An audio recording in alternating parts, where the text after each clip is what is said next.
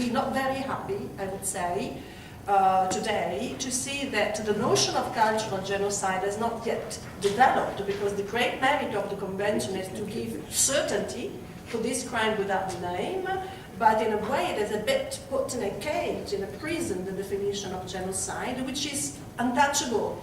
And those who had participated in the negotiations of the International Criminal Court Statute to know very well that there was an attempt there to enlarge the notion of genocide as to also encompass cultural genocide, but there was no way. So the definition of genocide has become a bit there. Of course, at the national level, many states, some states have developed the notion of genocide by including some of them also cultural genocide, but I would doubt that today this corresponds to customary international law. So he would be not very happy in this respect. But he would be very happy for the fact that the Genocide Convention, I'm sure he was very happy of it, punishes genocide even if when committed in time of peace. This is very important if we put ourselves at that time, because we were in a moment where human rights doctrine was not there, the domestic jurisdiction of states was still there, and even the Nuremberg Tribunal, having jurisdiction on crimes against humanity, had its jurisdiction on crimes against humanity limited to the connection of crimes against humanity to war crimes and crime of aggression, which finally meant for the tribunal to analyze only, to take into account only the charges of atrocities committed after 1st September 1939. So crimes against humanity committed before the beginning of the war finally were not punished by the Nuremberg Tribunal, and this was very much very much a matter of regret for Lemkin, who very much believed in the importance to provide for protection in time of peace. And if you combine the cultural notion of genocide he had in mind with the time of peace, you might very well imagine that in these ways you can also have a preventative role. Before people start to be killed, and therefore before a war starts, you can afford protection to the groups. When you start seeing that the government in power starts stop preventing the group from using the cultural institution of the group in time of peace. This is the worst sign that the group, what we could call persecution now, however, what Lemkin had in mind. And then there was another aspect of the idea of genocide by Lemkin, which was not retained in the Genocide Convention, which is the collective dimension of genocide. Because of course he was the witness and the victim himself of the atrocities committed by the Nazi regime. And the collective dimension for him meant that genocide is realized by individuals, often state officials, who act collectively in furtherance of a governmental policy or plan, or at least a plan or policy, genocidal policy, supported by the state or the political entity in control of a territory. So for him, this collective dimension was very important. Now, in the Genocide Convention, if you read the definition of genocide, and unfortunately I'm a criminal lawyer, but I don't want to give you a class on this, but it's very important to understand that the genocide definition in the Genocide Convention has totally lost the collective dimension. If you read the definition, in order to have a charge of genocide being successful, a prosecutor has simply to prove that you committed one of the prohibited acts, murder, deprivation of the means to the sterilization of women and things like that, the 5 genocidal acts, against members of the protected groups with the intent to destroy in whole or in part the group as such. So that's very important, because the existence of a policy or a plan is not a legal ingredient of the crime of genocide, which has opened a big debate among scholars of whether or not it's possible to conceive the so-called lonely genocidaire. What if I possess in my place a very powerful weapon of mass destruction, myself as an individual, and I start using it by killing a few peoples. And because what I intend to achieve individually without any governmental support or any plan whatsoever, because I intend to destroy a particular group as such. So what if Hitler, going out of the prison with Mein Kampf, had also biological weapons which would have allowed him to start the destruction of the groups without establishing concentration camps? Could have been arrested and charged with genocide, or do you need a governmental policy in order to, do you say it's a paranoid person, just simply crazy, or shall we call him a genocidaire?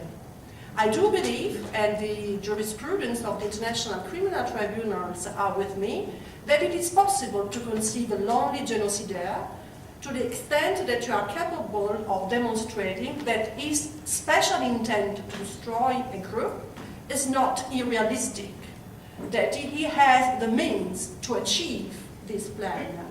But be aware that in order to have a genocide as a crime, you don't need to wait until genocide is committed. Because if you wait until a group is actually destroyed to call it genocide, you commit a big mistake. Because the role of criminal law is to exercise a preventative function here. So what you want to punish is the fact that an individual possessing the means alone or together with others to achieve the destruction of the group, intended to destroy this group because he wants to negate to the group the right to exist. Why shall we not call it a genocidaire? Why shall we wait until the genocide takes place? So I think the novelty of the Genocide Convention, rightly so, is to take out the collective dimension that Lemkin was envisaging.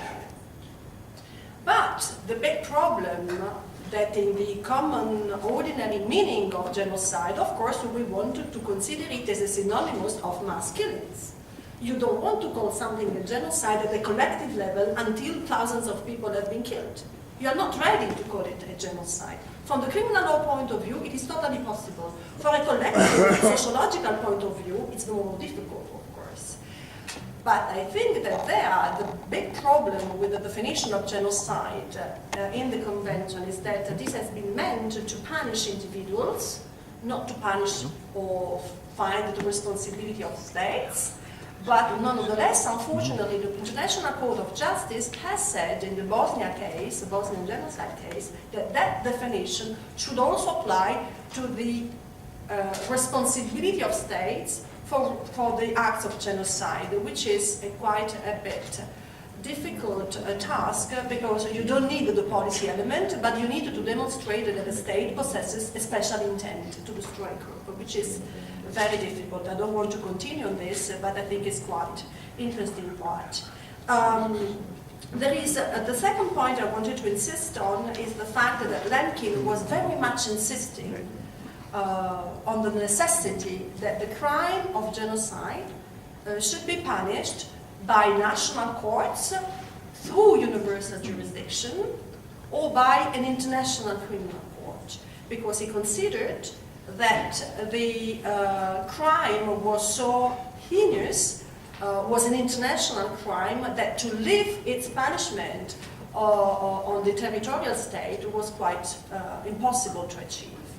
And indeed, unfortunately, the Genocide Convention did not take the idea of Lemkin that genocide should be punished by states acting through the universality principle or by an international criminal court, because after all, Article 6 of the Convention provides that only the territorial state has the obligation to punish genocide, which means that the judges of the Nazi regime had to punish Hitler for what he was doing during the regime, or by an international criminal court, provided that the state accept the jurisdiction of the International Criminal Court, which means that also nowadays, the International Criminal Court that finally has jurisdiction over genocide does exercise jurisdiction over genocide on the basis of the statute, not on the basis of the Genocide Convention. So if a state is not party to the ICC statute, but is party to the Genocide Convention, the court, of course, cannot exercise jurisdiction over genocide. So finally, for the, I think this is linked to my final part and my conclusions, what should we do in order to make Lemkin more happier today? I think that to make him happier, I think time has come to reinforce the enforcement mechanism of the Genocide Convention. I don't have hope to change the definition of genocide, but I wonder why not prepare an additional protocol to the Genocide Convention, first of all, by making universal jurisdiction possible. At least, and now there are judiciary principles, as the one existing in the Torture Convention. Why do we have it for torture and for many other crimes such as terrorism? Why don't we have it for genocide? Of course, the states, some would argue, still have the faculty to punish genocide on the basis of universal jurisdiction, but it's quite different to impose an obligation in a treaty. And then, why not, I know that we have already many committees, human rights committees, and this is also my suggestion a few years ago, why don't we establish a committee on the basis of the Genocide Convention that has to receive at least reports by contracting states on what they are doing to prevent genocide? Why this is existing for every kind of human rights treaty, it does not exist for the most important treaty, the very first one, which was adopted by the international community. I think these are two steps that perhaps the diplomatic community can start to take into account to make Lemkin happier. Thank you.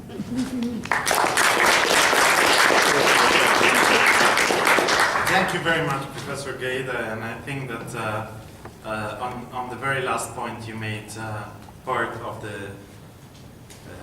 of the spirit in which the foundation was actually created, that is the creation of a global architecture for the prevention of genocide that finally could take place.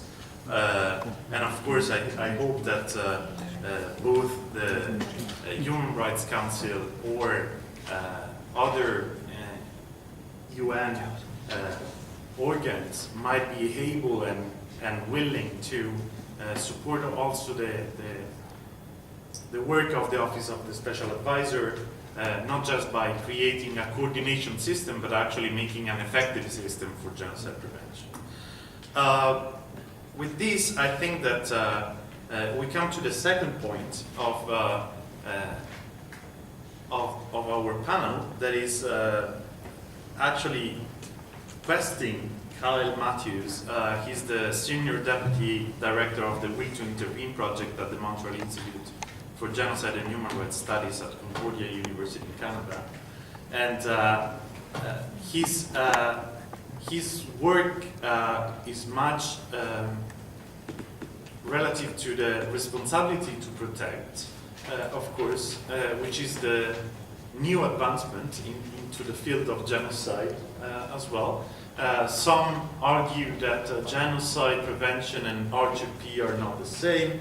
There is a political argument over it, and there is an argument whether genocide is at all a human right. Genocide prevention is at all a human right, and whether the Genocide Convention is at all a human rights actually instrument. And yesterday we were having a talk with some of my colleagues, and the point for me is that the convention, to some extent, I don't know whether by chance or by willingness of the states, was actually declared on the 9th of December, just the day before the Universal Human Rights Declaration was made. And to me, and to the legacy of my studies that I bring with me, the answer is that we had to ensure humankind and the international community that we actually needed to put a firm point on the fact that we cannot dehumanize humans, and therefore human rights and the values of the Human Rights Declaration are valid for all humans, because you cannot accept the fact that human could be dehumanized, and therefore the Universal Declaration could not live for everyone. Anyway, the legacy here with Kyle is And the question that we pose to him is, of course, what are the advancements in the prevention side?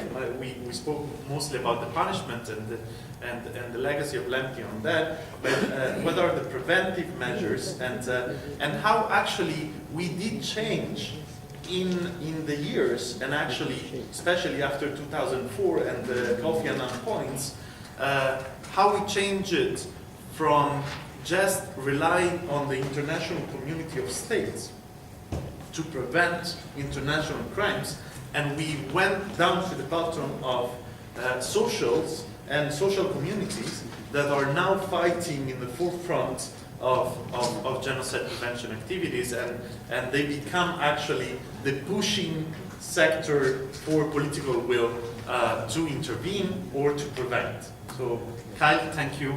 The word is yours.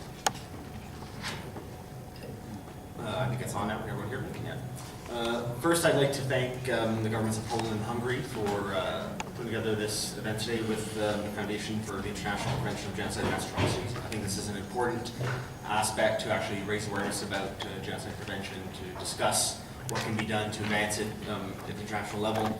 And a lot of the focus I've been doing has been in New York and in North America, so it's good to hear these debates taking place here in Geneva. I'd like to start perhaps by making a few comments about Lemkin himself, and then talk about the evolution of the, and I use the term evolution because there is an evolution taking part, about the global architecture to prevent genocide.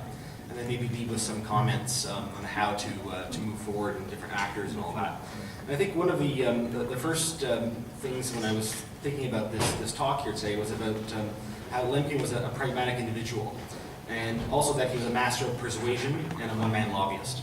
And I think that a lot of non-governmental organizations or academics working in this field need to go back and study the ways that he approached convincing member states to support his the Genocide Convention.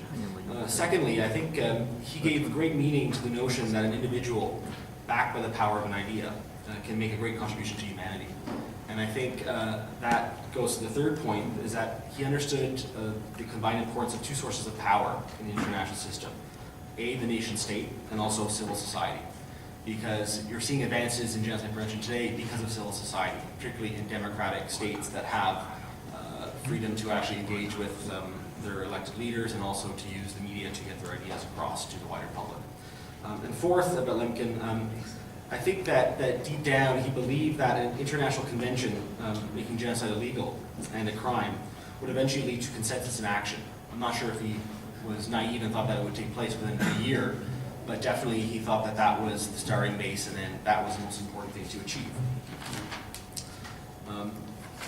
Now, I think one of the great legacies of Lemkin is that by working to have the convention put in place, the failure to hold that convention over the years, especially in the 1990s, as we witnessed the Rwandan genocide and the massacres genocide in the Balkans, created a large-scale awareness in the international community, especially of structural problems. Some of those structural problems included a complete lack of international and domestic capacity. I mean, by domestic I mean national capacity of nation states to contribute to the UN or to other bodies to react when genocide was unfolding. Also, the serious issue of problems of mobilizing political will, particularly in national capitals. And third, there was too much of a focus on reaction when it was too late, rather than prevention. And I think one great thing about, well, all those crises that marked the 1990s is that from failure leads to reflection and then to innovation. And particularly that innovation, the most important innovative aspect of trying to make never again reality, is really the responsibility to protect. The responsibility to protect, most of you know, there was a side meeting yesterday about how to implement R2P through the Human Rights Council, was an initiative that came from the ideas of Francis Dane, the current Special Advisor for the Prevention of Genocide, who is stepping down this month. But when he was working at the Brookings Institution in Washington, he came up with the term sovereignty as a responsibility, and he was looking at how to actually solve the intractable conflicts in Africa and protect human rights, to really work on the human security doctrine. So first and most, R2P is not, I would argue, a Western imperial point, but rather it came their African ideas given to the international community. Secondly, R2P was pushed by Kofi Annan, struck by the disasters in Rwanda when he was the head of the UN Department of Peacekeeping Operations. He realized that something had to be done. As we've seen, this R2P, that's the short term for the view, is really focused on prevention first and foremost, only authorizing military force in the last possible instance. And all member states at the UN signed on in 2005 to the Global Outcomes document, which has really, from that, has spawned an entire group of organizations, NGOs, academics, and celebrities that are working to advance genocide prevention. Now, what I would perhaps talk now about the 21st century, about the coming together of the global architecture for genocide prevention, because I think there has been enormous amounts of progress, despite crises around the world that we seem to see. There's no changes.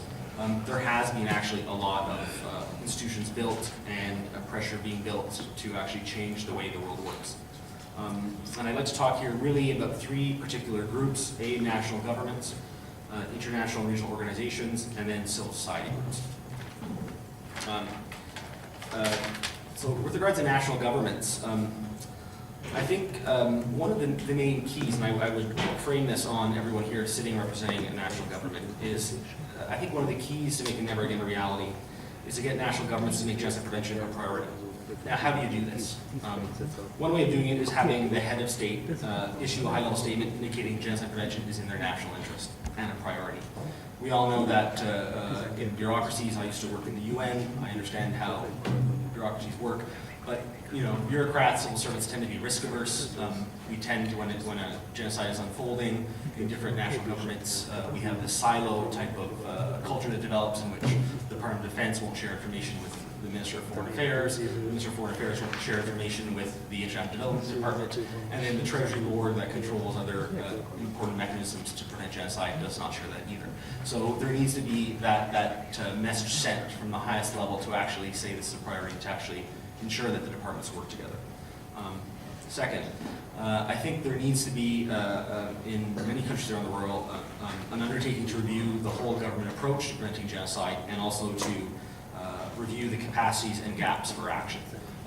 I think it's all fine and dandy that countries have signed on the Genocide Convention, but the reality is we've done very little to build the capacity to enforce it. And I think that capacity really does begin at the national level. And thirdly, I think there needs to be an appointment of a senior focal point in national governments to act on genocide prevention. I know the Global Centre for the Responsibility to Protect has been working with a whole set of governments to actually pursue this agenda. The United States has actually appointed a person as well as others, but I particularly here would like to actually bring to your attention and ask you to really look at what the Obama administration has done. Because I don't think any political leader and any head of state has done as much in the last few years to actually institutionalize genocide prevention and actually create an automatized approach to looking at this.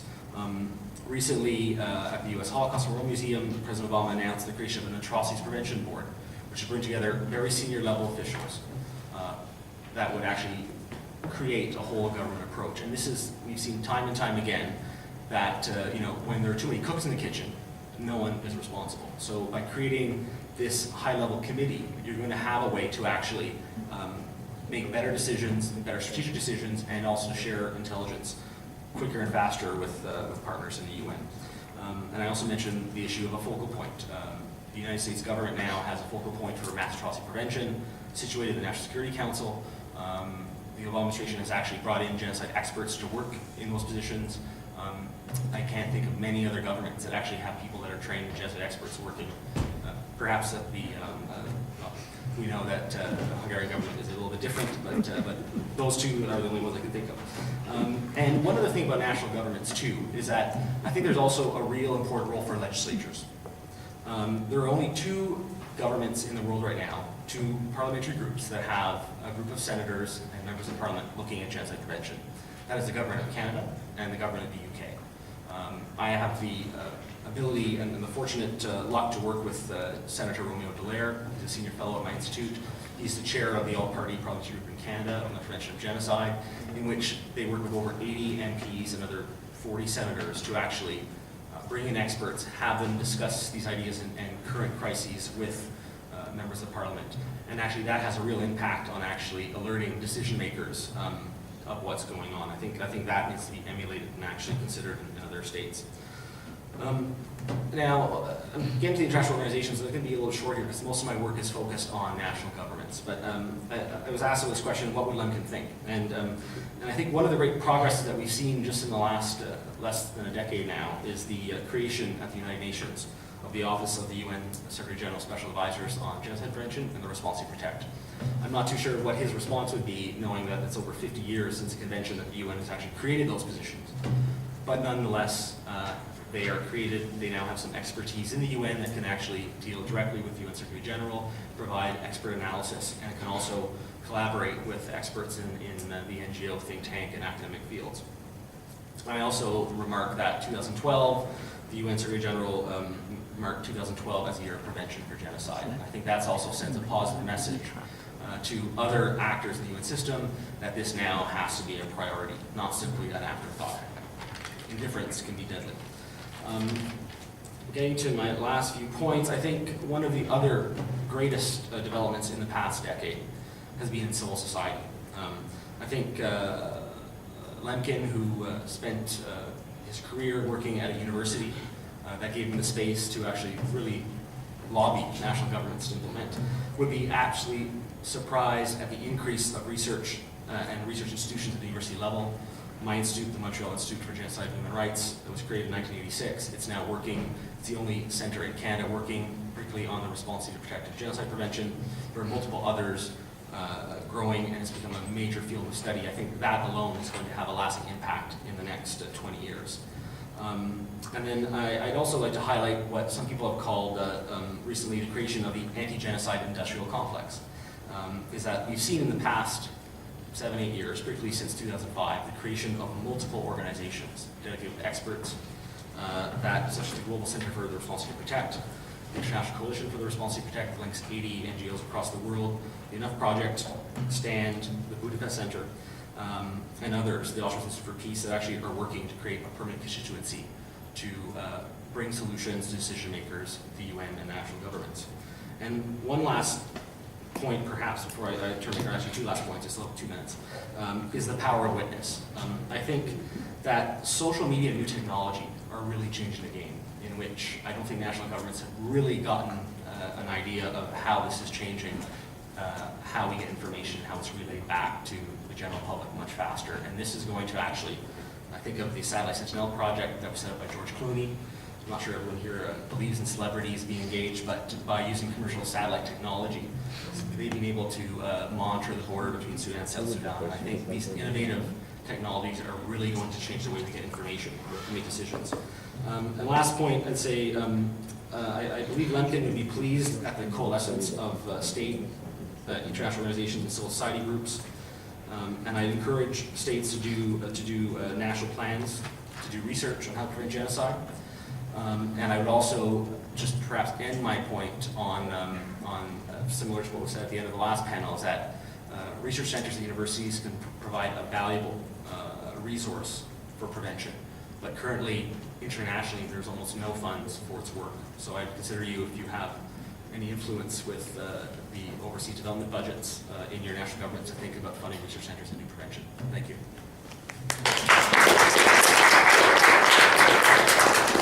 Thank you very much, Clyde, for your insights, and it's now my honor to pass the word to a very, I would say, famous person in Geneva, but also very notable. And Bertie Rasharam, he's been acting human rights commissioner, and more than that, he's in the forefront of understanding and pushing for the UPR to become an effective measure for human rights understanding, and as well human rights improvement in the UN. but also among member states. And I think that my question to him and on what would have Lemkin said is that what would have Lemkin said about the capacity of the new system of the Human Rights Council to be able to provide not just a place for thought, but actually a place to prevent massive atrocities, and becoming this, I would say, something more than a Geneva bubble for human rights, but experiencing the capacity of becoming an actor in the field of also of genocide prevention, because here we are speaking about that.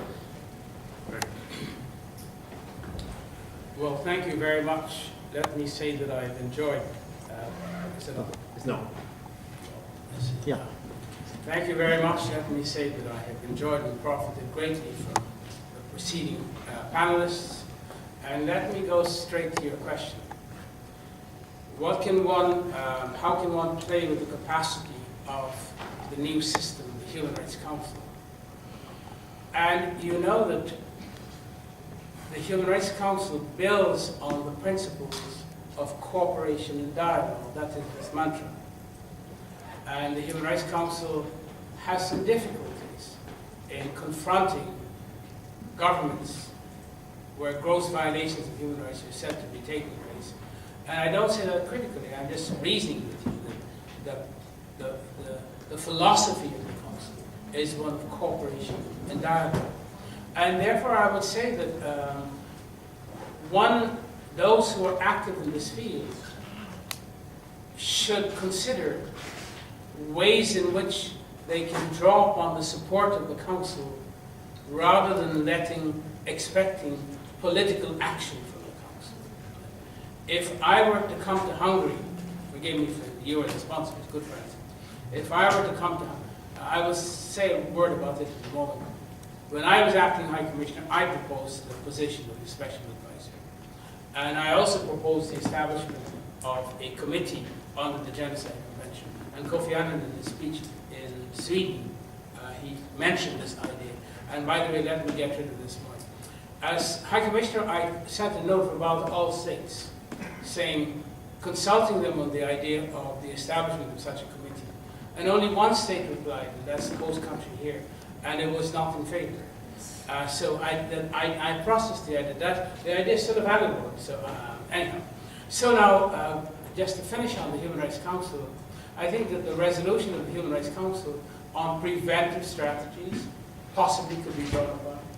So to cut a long story short, my straight answer to you is that one should be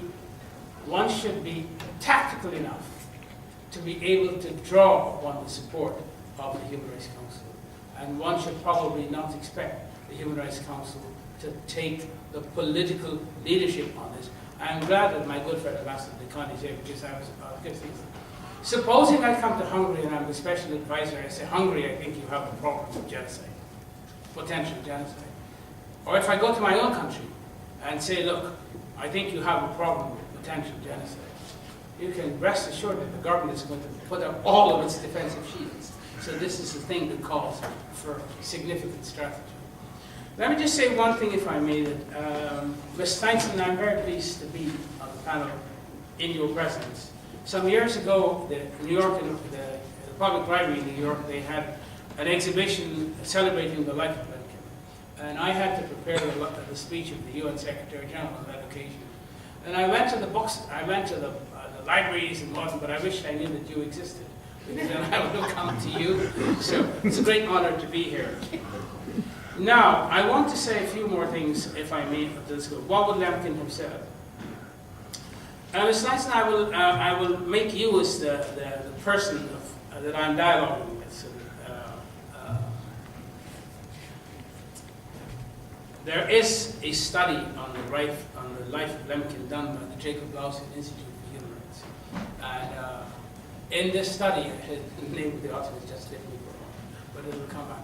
In this study, he portrays a fascinating story of a humanist, a person who wants to contribute through thought and through solidarity to benefit improving the world, and a person who believes fervently in the international rule of law.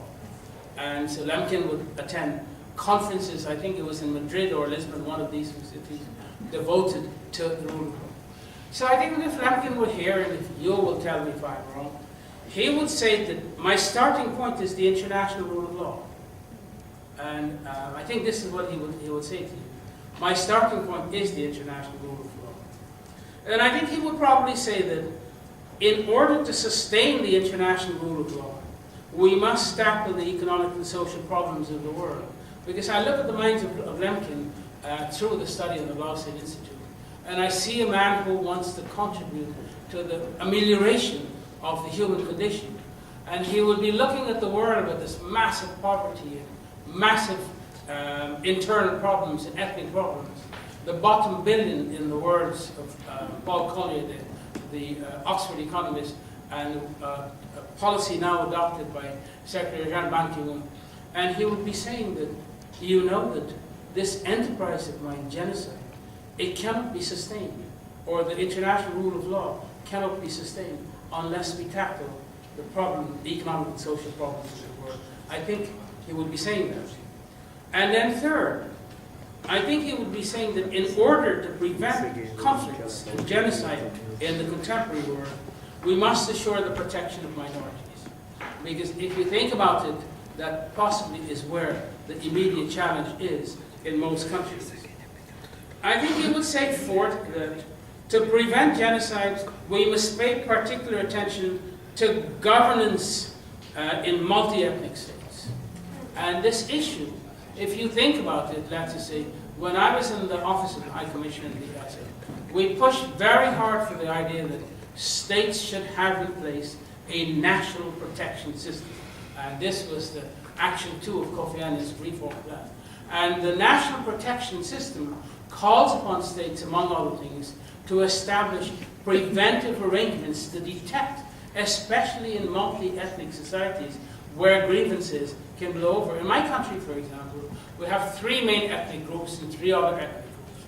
And I can guarantee you that unless we are able to head off some of the, I come from Guyana in South America, by the way, to head off some of the difficulties that, I just say that in case there's an Indian or a Pakistani or Sri Lankan here, you might want to shoot me after I'm talking Guyana in South America. Yet to prevent genocide, we must pay particular attention to governance in multi-ethnic states. Fifth, I think the Lemkin would say, to prevent genocide, we must pay attention to issues of horizontal equality in multi-ethnic states. Horizontal equality is a concept used by an Oxford economist to say that we have to look at perceptions of communities within states as to whether or not they think that they're getting a reasonable share of the assets of the country. In my country, for example, the Afro-Guyanese population, rightly or wrongly, but that doesn't really matter, is of the view that they're not receiving a fair share of the assets of the state. And the country must be able to address this perception. And if it is a fact, after studying it objectively, that there is horizontal inequality, we have to address this. Otherwise, a community of grievances is a community that will take action. Then sixth, I think that Lemkin would say, as Professor O'Hare was saying, that I believe that the time has come for an implementation machinery for the Genocide Convention. And I want to address this point for a moment.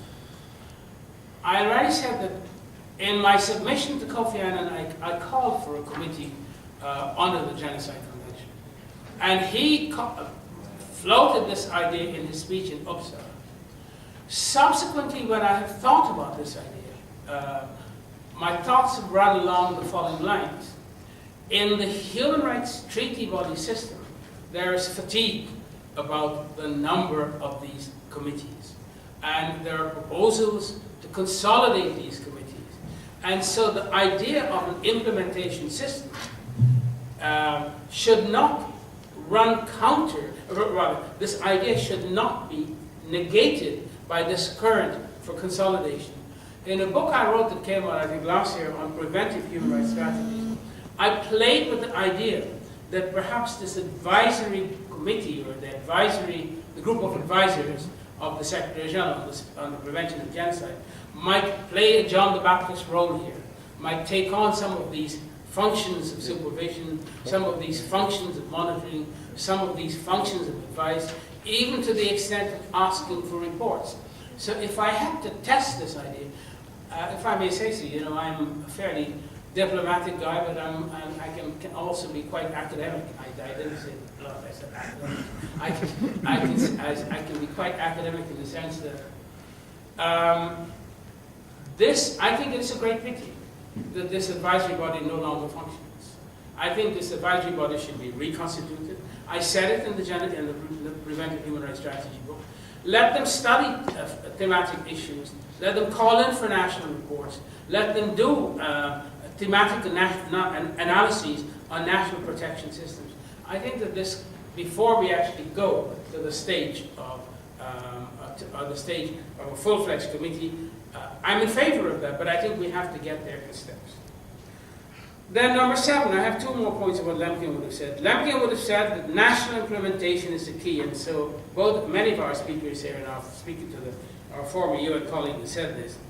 And national implementation, so let me go to the heart of the matter. I think this is my 8th proposition, or my 8th Lemkin answer. I believe that the special advisor on the prevention of genocide should do a world report on national systems for the prevention of genocide. I actually tested this idea within the area of national systems for protection, national protection systems. When I was the High Commissioner, I sent a note about all states in 2004, saying, would you please summarize in 2 or 3 pages what you consider to be the essence of your national protection system? And I published a summary of the response of 36 states that had replied. And the idea that I had in mind was that I would continue, and whether they replied or not, I would get researchers to summarize the national protection system of the states, and I would publish this as a positive contribution.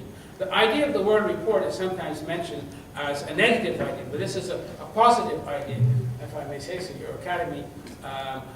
This could be a project to say, let us look at the protection systems of every state.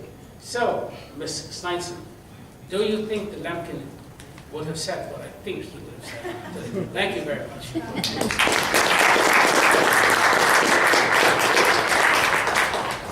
So, just before, thank you very much for that, and for the provocative question to Nancy. I think that she would be thrilled. Not provocative, question of solidarity. I actually wanted to, before we have Nancy's speech, I wanted to give the floor to the audience, whether there are any questions to our panelists, whether there are any food for thought as well that could lead us then to the personal life of Lemkin after having heard what would he be able to say. Is there any question coming from the floor? Please. Thank you very much. I'm Diane Alai from the Baha'i International Community. Thank you for your presentation. I think it was very interesting, and thank you for doing this. I think one of my questions, and I think it may have been touched by some of the speakers as well, but I think this is an issue that we have been facing in our thinking about prevention of genocide and genocide, particularly in one case, of course, is how can you prevent genocide when you don't want to define something as genocide before it takes place? And I think that this is a catch-22 that has been the issue very often, is that clearly we don't want to identify genocide as something that is not, but at the same time, if you can't identify it, how can you prevent it? I think, in fact, Mr. Blair has done so, and we're very grateful for him. But I think that he's, I would say, almost one of the rare individuals who has that authority, but also courage to do so. And I think this is a question, and I think probably it's not a question that needs to be answered right now, but I think that this, if there is some research and some more thinking about prevention of genocide, I hope that one aspect would be to focus on that. Thank you. Is there any other question coming from the floor? Armenia. Please, Ambassador. Thank you. Armenia welcomes the delegations of Hungary and Poland for hosting this event and all panelists for their presentation. Any initiative aimed to prevent genocide and other mass atrocities is welcome and demonstrate the international community's continued attention to this important issue. The role of Raphael Lemkin in the elaboration and adoption of the Convention of 1948 is decision, and the launch of the Raphael Lemkin International Prize for the Prevention of Genocide and Mass Atrocities means to pay a tribute to a person who dedicated his life to the fight against impunity and injustice, who defied the notion of genocide to prove that there are no crimes without name and elaborate the international law, to prove that there is no crime without punishment. I want to remind a most important concept of creation of the punishment. And I shall quote Lemkin's explanation of the notion of the genocide. Some readers, I just quote him, some readers will already have guessed that I have in mind the Turkish atrocities against Armenians 30 years ago. But some will have to admit that they did not think of it, and that is the tragedy of our times. We forget too quickly. Yesterday, the victims were only Armenians. Today, only the Jews, but also Poles and other European peoples, and who will be tomorrow. In conclusions, I would like to also inform that since 2005, by decree of the President of Armenia, was established the Presidential Award for the contribution in recognition for Armenian genocide, which has been financed by one of the diaspora organizations, Survivors of Armenian Genocide. In September 2010, the Armenian Genocide Museum Institute announced its new scholarship program for foreign students and PhD candidates by Raphael Lemkin's name. This scholarship is intended to enable foreign students specialized in genocide studies, especially in the Armenian genocide, to visit Armenia to conduct research in local scientific institutions and libraries. Unfortunately, the crime of genocide and the denial are still present in our world, and we need yet to launch the prizes and scholarships for prevention of genocide. Launch of the international prize is very symbolic, and Armenia sincerely wishes that there will be no need for awarding for the prevention of the genocide, real genocide, because there will be no danger of genocide anymore. Thank you. Thank you. Now the United States. Thank you. We congratulate the governments of Poland and Hungary for organizing this important event. We recognize the tremendous work Poland has done to prevent genocide and establish a democratic society. We commend the people of Poland for its leadership in creating the significant award to honor her native son. The launch of the Raphael Lemkin International Prize for the Prevention of Genocide and Mass Atrocities honors and highlights the work of those who fight the terrible international crimes that undermine the fundamental nature and dignity of humanity. It is only fitting that this award is named for Raphael Lemkin, who coined the term genocide to name the horrors brought by Nazi Germany and to introduce the concept of genocide prevention by leading the establishment